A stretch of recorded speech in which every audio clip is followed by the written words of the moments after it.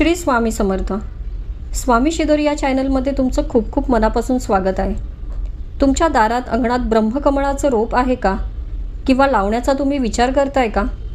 मग हा व्हिडिओ तुमच्यासाठी आहे. शेवटपर्यंत नक्की बघा. हिंदू संस्कृतीनुसार ब्रह्मकमळ हे अतिशय पवित्र आहे. केदारनाथ, बद्रीनाथ आणि तुंगनाथ यांच्या पूजेसाठी या फुलाचा वापर केला जातो. ब्रह्मदेवाच्या नावावरूनच या फुलाला ब्रह्मकमळ म्हणून नाव ठेवण्यात आलं आहे. आणि हेच फूल या देवतेच्या हातामध्ये पण आहे. हे फूल भगवान शंकरांना अर्पण केल्याने मनोकामना पूर्ण होतात, कारण महादेवाचं हे प्रिय फूल आहे. जेव्हा हे फूल फुलतं तेव्हा सगळ्या इच्छा पूर्ण होतात. या फुलाचं वास्तुशास्त्रानुसार पण खूप महत्त्व आहे. ब्रह्मकमळ हे चमत्कारिक आणि दुर्मिळ वनस्पती आहे. वास्तुशास्त्रानुसार ब्रह्मकमळ आनंद, सौभाग्य आणि समृद्धी आकर्षित करते. त्यामुळे जे घरात हे लावलं जातं त्या घरात आनंद, सौभाग्य आणि समृद्धी नांदते. व्यक्तीच्या जीवनात मानसिक संतुलन देखील येते. तसेच या फुलामध्ये घरातल्या व्यक्तींना वाईट शक्तींपासून वाचवण्याची क्षमता असते.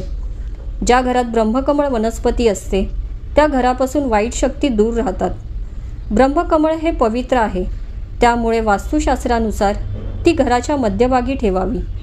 ब्रह्मदेव आणि भगवान श्री हरी विष्णू हे ब्रह्मकमळाच्या फुलात वास करतात. म्हणून हे फूल घरात ठेवल्याने नकारात्मक ऊर्जा दूर राहते आणि सकारात्मक ऊर्जेचा संचार आपल्या घरात होतो. सकारात्मक ऊर्जा म्हणजे काय, तर ज्या घरात गेल्यानंतर प्रसन्न वाटतं, नकारात्मक विचार मनात येत नाही. ज्या घरात ब्रह्मकमळ असतं तिथे सुख समृद्धी तर असतेच, त्याचबरोबर त्या घरातील वातावरण शुद्ध आणि पवित्र राहतं. ब्रह्मकमळ हे भेटवस्तू म्हणून कधीही देऊ नये. घराचा मध्यभाग हा ब्रह्मस्थान असतो, म्हणून ही वस्तू घरात मध्यभागी ठेवली जाते.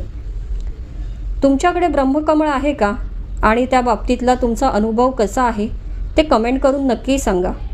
आजचा व्हिडिओ आवडला असेल तर लाईक, सबस्क्राईब नक्की करा.